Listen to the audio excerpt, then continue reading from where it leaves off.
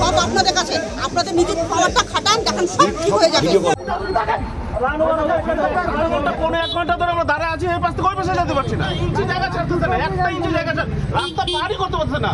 রাত হতেই রাস্তায় ডাম্পারের সারি।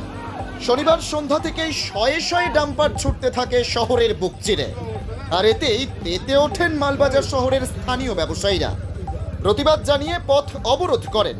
শুরু হয় দুপক্ষের বিরোধিতা, আর এরপরেই পাল্টে যায় পরিস্থিতি।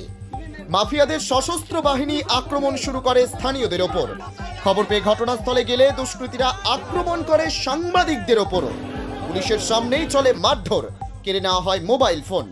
ঘটনায় বেশ কয়েকজন সাংবাদিক আহত হয়ে মালবাজার হাসপাতালে চিকিৎসাধীন বলে জানা গিয়েছে।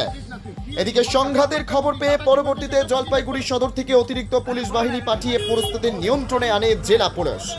ঘটনা প্রসঙ্গে জেলার পুলিশ সুপার উমেশ খন্ডাবাহালে গত রাতেই হোয়াটসঅ্যাপ বার্তায় জানান, সাংবাদিকদের ওপর আক্রমণের ঘটনার নিন্দা করছে জেলা পুলিশ এবং এই ঘটনার সঠিক তদন্ত করে দোষীদের দ্রুত আইনের আওতায় আনা হবে। স্থানীয়রা জানান, ছোট রাস্তায় ডাম্পার চলাচলে এমনিতেই সমস্যা হয়। রোজই এই সমস্যা হলেও এদিন সমস্যার মাত্রা ছাড়িয়ে গিয়েছিল বলে অভিযোগ। পরে স্বতঃস্ফূর্ত প্রতিবাদের জেরে এই পরিস্থিতি প্রচণ্ড উত্তপ্ত হয়ে ওঠে।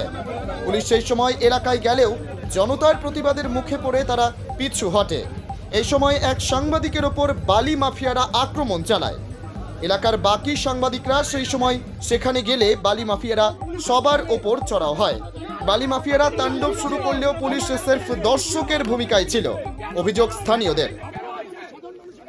তখন আমাকে ফেলে মারা হয়েছে এবং প্রাণে মারার চেষ্টা করা হয়েছিল। খুব ফরচুনেট, আমার সাথে দুই ভাই ছিল আমার পরিচিত, তাদের এই ঘটনার সাথে তাদের কোনো যোগাযোগ নেই। তারা আমাকে সেভ করেছে এবং বেশ কিছু মানুষ যারা আমাকে চেনে তারাও সেভ করেছে, না হলে আজকে আমি বেঁচে থাকতে পারতাম। আপনারা তো খবর করতে এসেছিলেন? আমরা খবর করছিলাম।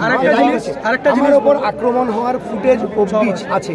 আমি শুধু আমার একটা মোবাইল চুরি গেছে এবং আরেকটা মোবাইল আমি যেই মুহূর্তে আপনাদের গায়ে হাত দেয়, পুলিশ কি সেখানে প্রস্তুত ছিল?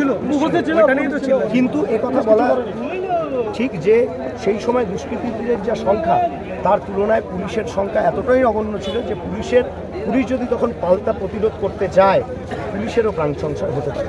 এত সংখ্যায় 60-70 ছিল মিনিমাম। এরা এই যে দুষ্কৃতীদের যে দল, সেটাকে অনেকটা আজকাল তো আমরা দুষ্কৃতীদেরকে হিরো বানিয়েছি, পুষ্পা, অ্যানিমেল, এ তো দেখছি আমরা।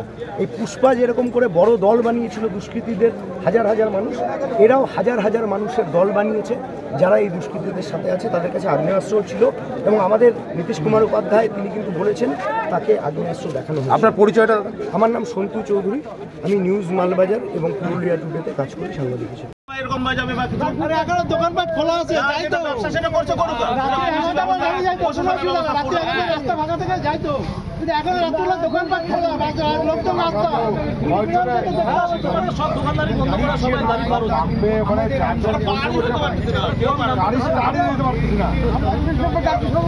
রোডটা কি